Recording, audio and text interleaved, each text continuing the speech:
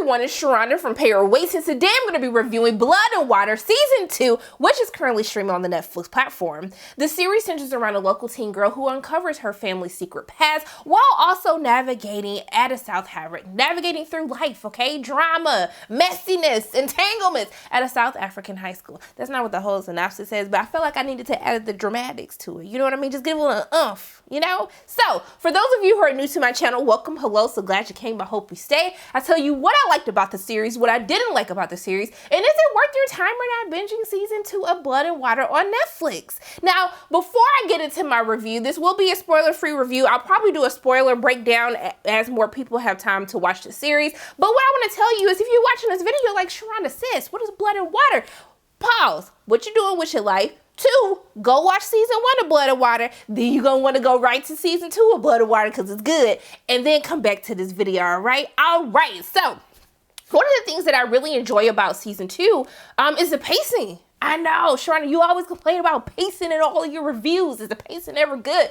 I would say for season 2 of Blood and Water, the pacing is very good because we're already deep into the mystery. It was one of the issues that I did have with season 1. I felt like it took a while for you to fully become invested in the series. But baby, when I say they start off with a bang and they just keep coming, okay? They keep the mystery coming and coming, and the mystery evolves. You know, sometimes if you watch shows or you watch movies where you be like, okay, yeah, like I was with you in the beginning, and then you just started adding too much. Like it's starting to become a little bit much. But I think they do a very great job of evolving the mystery. You know, the mystery of trying to figure out if Akile and Pulang, if they're actually sisters. But as Pulang is actually researching this, as she's investigating it, she's the world's most terrible sleuth. Let me say that, by the way. But as she is researching this mystery, it keeps evolving. It's like bigger than what you could have imagined. And I'm still trying to figure out what is going on.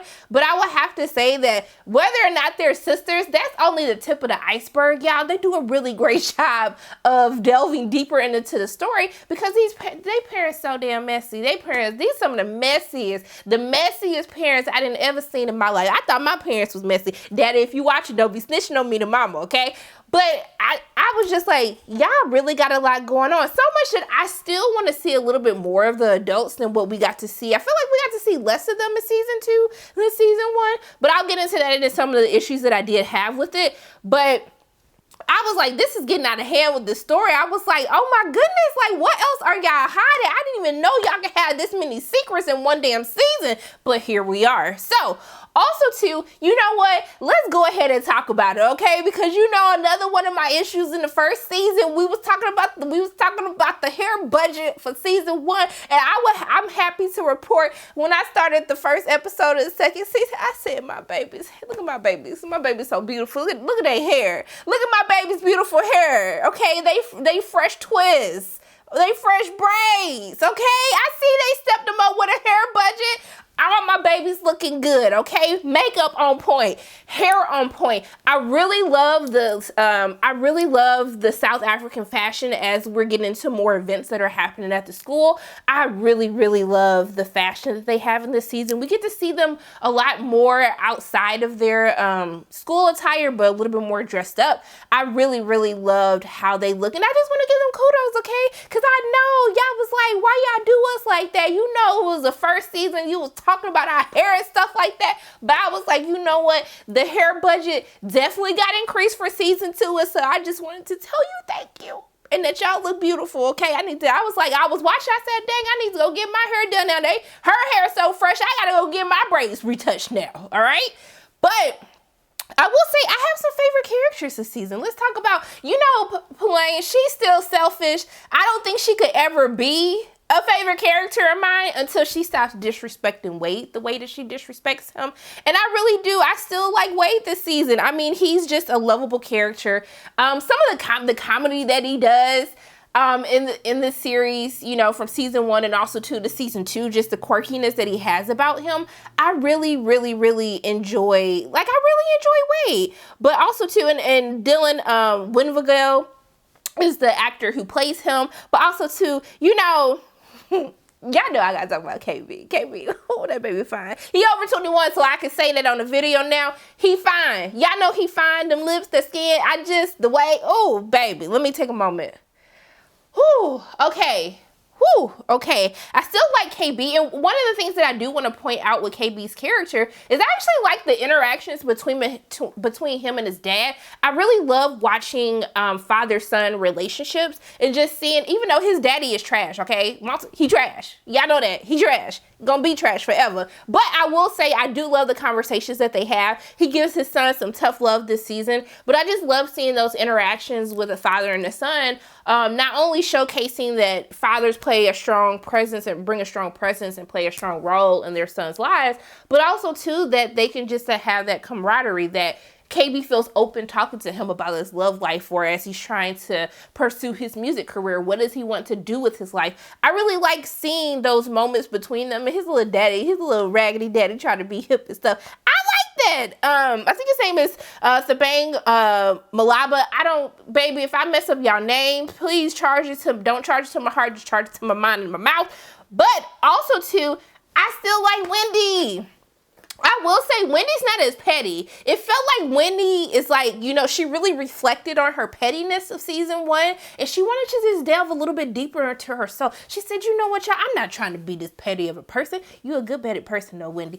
But she was trying to be like, I just don't understand why people don't like me. And I was like, well, baby, did you watch season 1? Because I could have told you why people don't like you. But I like what they do with her arc. I do want them to delve a little bit deeper into her personally, but I still like her. I still like Wendy. She's still one of my favorite characters to watch on screen, and I like it's something that they do with her storyline this season that I actually really like. Y'all might be like, now Sharana, come on now, like don't be doing that, but I liked it. I think it's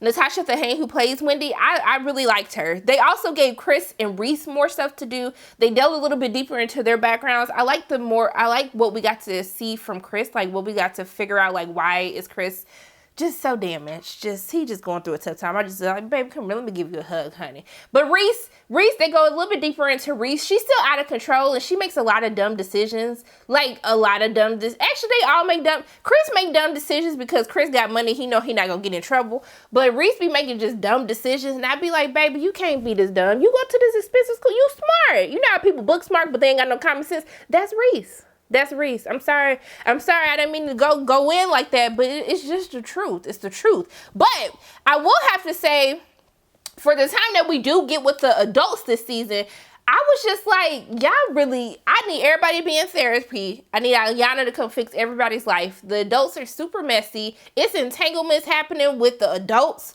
Okay, not just the kids, entanglements happening with the adults. But I do have something. There were so many disrespectful moments. Like kids being disrespectful. Like the way they was talking to I said, baby, they not gonna survive the season because I know their parents finna kill them. How you talking to you raising your voice in my house?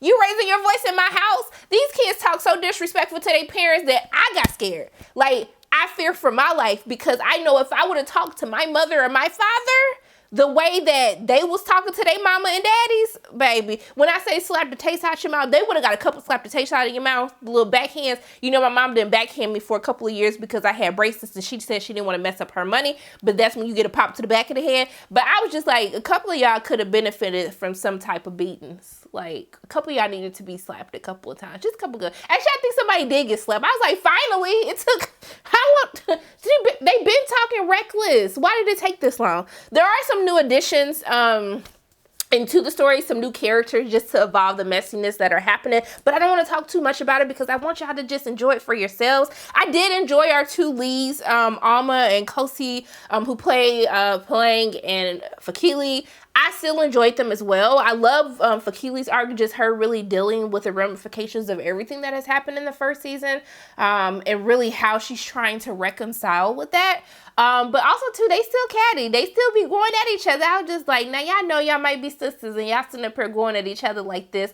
And but I really, for the issues that I do have with Blood and Water, I would just have to say, I want them to delve a little bit deeper into some of the storylines. I did feel like KB got shortchanged just a little bit, maybe because I just wanted to stare at him a little bit longer. And I think I'm also kind of over the entanglement between KB, Wade, and Palang, mainly because she's so disrespectful to Wade that I just don't even understand why Wade what do you like about her? Because she treats you like crap. I'm trying to figure out, what do you like about her? And also too, I will say that the chemistry, the chemistry was off. I said, baby, are you in love? Because I can't even tell if you in light. It just felt like people were just off. I don't know if it was a COVID thing, but people just seem off when I see people kissing or telling people that they love each other.